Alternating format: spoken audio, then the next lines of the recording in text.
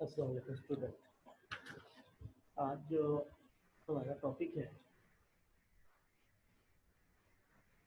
आज का जो हमारा टॉपिक है वो है रेगुलर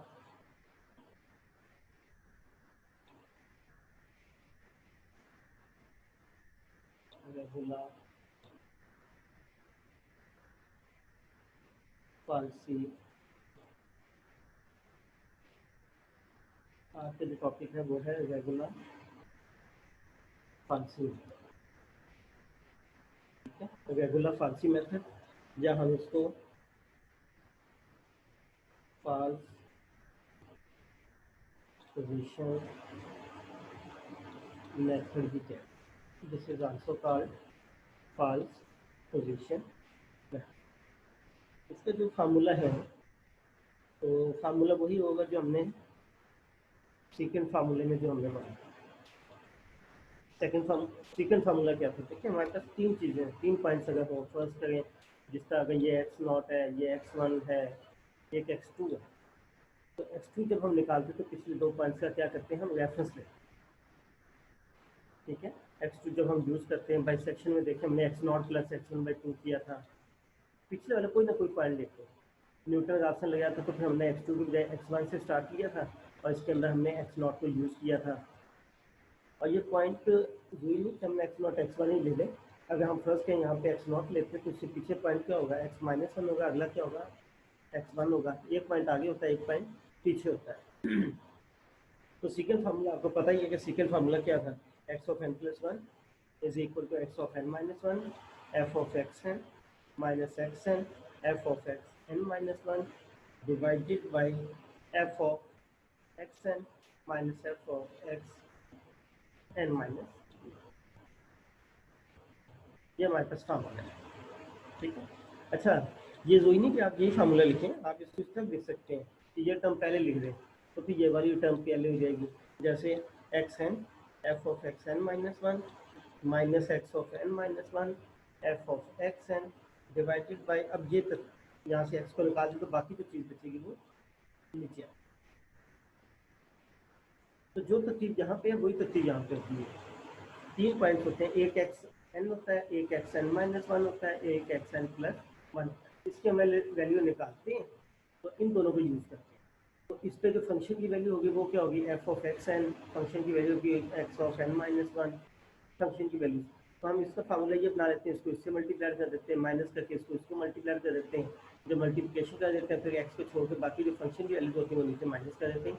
तो ये सेकंड फार्मूला बना। अच्छा, अब एक क्वेश्चन हमने लास्ट टाइम जो किया था, अच्छा ये याद रखिएगा, रेगुलर फारसी और सेकंड में फार्मूला एक ही, सिर्फ एक जगह पे फर्क आएगा, वो मैं यहाँ पे रफली भी बता देता हूँ। कि देखें जब हमने बाइसेक्शन किया तो हमें दो पॉइंट्स की जरूरत पड़ी। कितने पॉइंट्स की जरूरत पड़ी, दो पॉइंट्स की। ठीक है, और हमने ये कंडीशन, अगर आपको याद हो तो वो हमने हर स्टेप के अंदर ये कंडीशन बनाई थी, एक लाइन बनाई थी। जब भी हमने एडिशन निकाली थी नई तो हमने साथ ये भी चीज़ चेक की। ठीक है, यानी कि F of x not F of x one is less than zero. ये कंडीशन हमने बाइसेक्शन में हमने हर स्टेप के अंदर चेक की। जब हमने न्यूटन का ऑप्शन लगाया था हमें एक्स नॉट की जरूरत पड़ी थी और हमने ये वाला काम नहीं किया, यानी कि ये जो कंडीशन थी ये हमने पहले स्टेज पे तो चेक की थी, मगर उसके बाद हमने ये चीज़ कंडीशन चेक नहीं की। हमने सीधा सीधा क्या यूज़ किया था, इसका फार्मूला यूज़ किया। हमने ये हर स्टेप के अंदर, हर स्टेज के अंदर इस तरह की लाइनें बना के हमने चेक नहीं किया। सीकन जब हमने पढ़ा तो सीकन में भी हमने एक्स नॉट और एक्स वन को यूज़ किया, मगर ये वाला काम जो था x naught x one x two, या हम ये कह सकते हैं कि ये जो कंडीशन थी, ठीक है, ये हमने चेक नहीं की।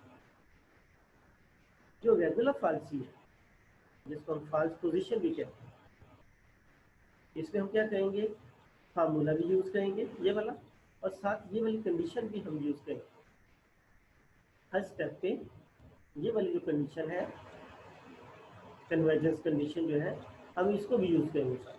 दोबारा देख लें, बाइसेक्शन में हमने हर स्टेज के ऊपर ये कंडीशन यूज़ की, न्यूटन का ऑप्शन में हमने सिर्फ फार्मूला यूज़ किया, ये कंडीशन हमने हर स्टेज पे स्टार्ट में तो चेक करते ही करते हैं, हर स्टेज पे हमने ये हर आइटरेशन के अंदर हमने इसको यूज़ नहीं किया, सेकेंड में भी हमने यूज़ नहीं किया, तो इसमें हम यूज़ करेंगे फास्ट पोजीशन। ठीक है, एक एग्जांपल कर देते हैं, एक क्वेश्चन लेते हैं जो हम पहले भी क्वेश्चन करेंगे। F of x is equal to x cube minus x minus one. ठीक है, वाई फास्ट पोजीशन है। अब सोल्यूशन में सबसे पहले तो उसी तरीके से हमें चेक करना है कि इसका रूट लाई कहाँ पे करना है। 0 पे किया तो -1 आ गया, 1 पे किया तो -1 आ गया, 2 पे किया तो 5। तो यहाँ से ये जो पहली दफ़ा हम चेक करते हैं तो करते ही करते हैं। तो as f of 1 f of 2 is less than 0, this implies that root lies between 1 and, हमारा रूट किस किस के दरमियान लाई कर गया, 1 और 2 के दरमियान लाई करते हैं। ये हम पहले भी करते हैं। अच्छा, एक चीज़ और कि जब हम कैलकुलेशन करते हैं, तो अगर तो क्वेश्चन में हमें बता दिया जाए कि 5 डेसिमल प्लेसेस करना है, 4 करना है या 6 करना है, तो फिर हम कैलकुलेटर को फिक्स करते हैं। और अगर क्वेश्चन में ये चीज़ ना बताई जाए तो फिर हमने 4 डेसिमल प्लेसेस पे काम करना है।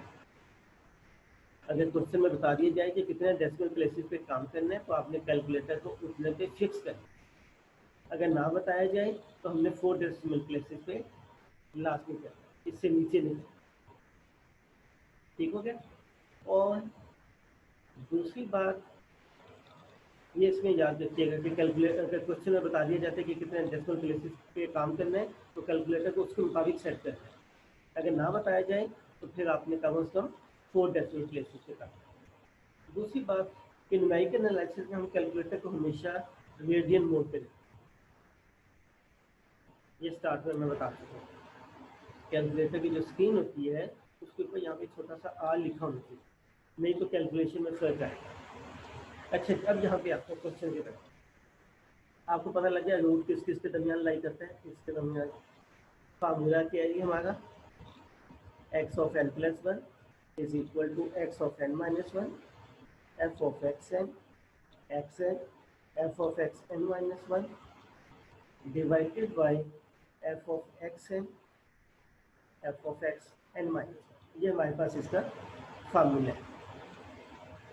अब ये जो 2 पॉइंट्स आए थे, मैंने अभी यहाँ पे ये सारी चीज़ें बताई है कि बाइसेक्शन में भी हमें 2 पॉइंट चाहिए होते हैं, स्टिकर में भी 2 चाहिए होते हैं, फाइव पोजीशन में भी 2 चाहिए होते हैं, न्यूटन राशन में 1 चाहिए होता है। स्टार्टिंग पॉइंट, इनिशियल पॉइंट हमें 1 चाहिए होता है।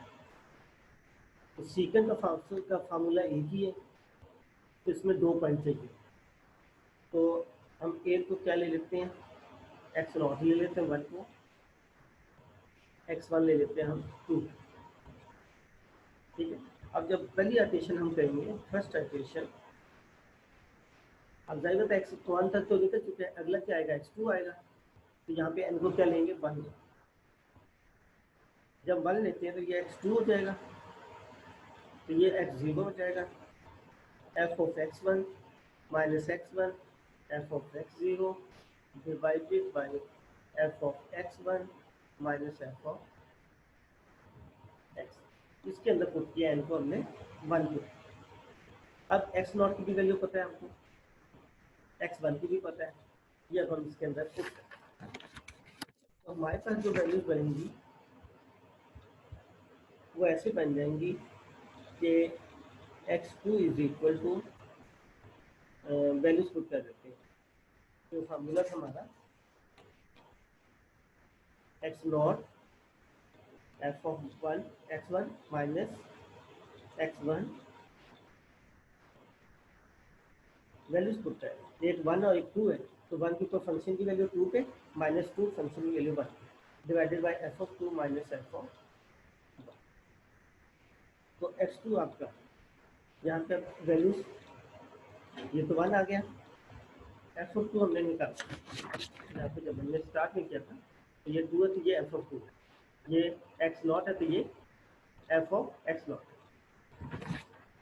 तो एफ ऑफ 2 की वैल्यू क्या आई हुई है, 5, एफ ऑफ 1 की वैल्यू -1 नहीं तो आप कैलकुलेट भी कर सकते हैं। नीचे बन जाएगा 5 + 1 माइनस है, एक 5 लेना है, एक माइनस कर लेना है, तो वो माइनस इसको क्या कर देगा, प्लस कर। तो ये आ जाएगा 5 + 2 7, 7/6। तो x2, अब कैलकुलेटर मेरे पास तो अभी नहीं निकाल, इसका आंसर कुछ इस तक आ जाएगा 6.1 होगा। तो कोई इस तरीके से आंसर आ, मैं सपोज कर रहा हूँ कि आंसर, ठीक है।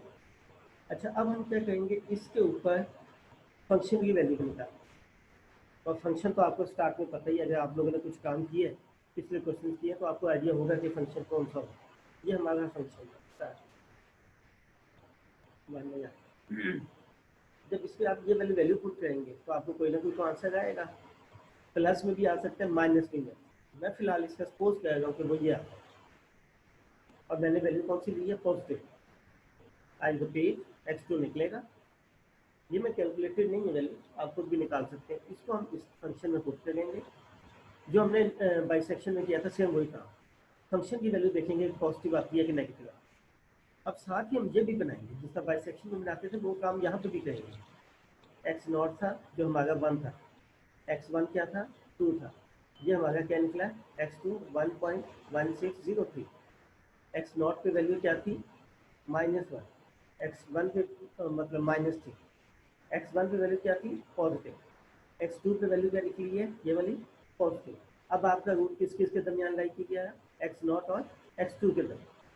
अब जो हम आइटेशन बनाएंगे उसमें हम फार्मूले में n की वैल्यू पुट नहीं करेंगे, अब फार्मूला हम अपनी तरफ से बनाएंगे। अपनी तरफ से कैसे बनाएंगे, सीकेंड में हम भी बनाते थे। सीकेंड में जो फार्मूले में n की वैल्यू पुट करते थे, अब सीकेंड में क्या होता था, सेकंड आइटेशन लेते थे, n को 2 ले लेते थे, ये 3 बन जाता था, ये 1 बन जाता था, ये 2 बन जाता था।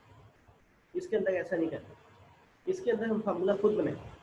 अब देखिए फार्मूला कैसे बनता है, अगर दो पॉइंट्स हैं, एक x0 और x1 है, तो x0 x1 पे फंक्शन की वैल्यू माइनस x1 x0 पे फंक्शन की वैल्यू, ये हम फार्मूला खुद बनाने की कोशिश करें। अब यहाँ पे हमें ये पता लगा कि हमारा जो सोल्यूशन है वो किस किस के दरमियान लाई करता है। हमारा सोल्यूशन अब यहाँ से हमें पता लगा कि किस किस के दरमियान है, x0 और x2 के दरमियान, मुझे एक नेगेटिव है एक पॉजिटिव, बाइसेक्शन वाला तरीका है। तो यहाँ पे लिखेंगे S f of x0 f of x2 is less than 0, this means root lies between x0 and, याद रखिएगा ये कंडीशन हम बाइसेक्शन में भी यूज़ करते हैं, हर आइटेशन के अंदर, और रेगुलर फाल्सी में भी यूज़ करते हैं, बाकी में हम कहीं कभी यूज़ नहीं करते। अच्छा, जब आपका रूट इन दोनों के दरमियान लाई कर गया तो जो नेक्स्ट इक्वेशन होगी, सेकेंड आइटेशन, अब वो निकलेगी x3। अब x3 में फार्मूला हम इससे बनाएंगे, अभी हम x2 में कराए ना, उसके बाद क्या आएगा x3। फार्मूला अब हम अपनी मर्जी से इसका बनाएंगे। क्या बनाएंगे जी, देखें, x0 तो फंक्शन की वैल्यू x2 के ऊपर, x2 इन्हीं को उल्टा है, x2 फंक्शन की वैल्यू x0 पे, डिवाइडेड बाय फंक्शन को माइनस करके, यानी ये फार्मूला अब हम खुद बनाया करेंगे, जिसके दरमियान रूट लाई किया करेगा उसी के दरमियान पे हम फार्मूला बना लेंगे। जबकि सीकेंड में ऐसा नहीं था, सीकेंड में हम n की वैल्यू लेते थे तो वो फार्मूला बनता है। अब इसमें कैलकुलेशन है, x0 की वैल्यू आपके पास पड़ी हुई है, x0 क्या था, 1 था, x2 आपका ये निकला हुआ है, ठीक है, फंक्शन की वैल्यू ये निकली हुई है x2 के ऊपर। x2 आपका यहाँ पे देखें, x2 आपका ये वाला, इन दोनों के दरमियान रूट लाई करता है, तो x2 की वैल्यू क्या आएगी, 1.1603। f of x0 है, x0 आप लेते हैं 1 है, वो कुछ करते हैं, तो ये कैलकुलेट करें, ठीक है। अब फिर जो भी आंसर आता है, मैं सपोज करता हूँ 1.3914 आता है, अब उस पर फिर फंक्शन की वैल्यू निकालेंगे, वो पॉजिटिव भी आ सकती है, नेगेटिव भी आ सकती है। फर्स्ट करने वो ये आ जाती है, नेगेटिव आ जाती है। अब फिर वही टेबल बनाएंगे, अब किस किस के दरमियान लाई करता था, x0 और x2 के दरमियान। अब पॉइंट कौन सा निकला है, नया x3 निकला, इन दोनों के दरमियान यूज किया है ना अपने, x0 और x2, तो x0 आ गया, x2 आ गया, x3 दरमियान का। अब x0 पे वैल्यू क्या थी, नेगेटिव, x2 पे वैल्यू क्या थी, पॉजिटिव। अब हमने जब निकाली x3 पे वैल्यू, वो क्या आ गई, नेगेटिव। अब आपका रूट किस किस के दरमियान चला गया, x2 और x3 के दरमियान। अब जो हम फार्मूला बनाएंगे थर्ड आइटेशन के लिए, x4 वाला जो फार्मूला बनेगा वो इन दोनों को यूज होगा। अगर ये पॉजिटिव आ जाता तो फिर इन दोनों के दरमियान हो जाता, अभी ये नेगेटिव आया तो इन दोनों के दरमियान। और ये कंफर्म वैल्यूज नहीं आप कैलकुलेटर पे यूज़ करके निकाल।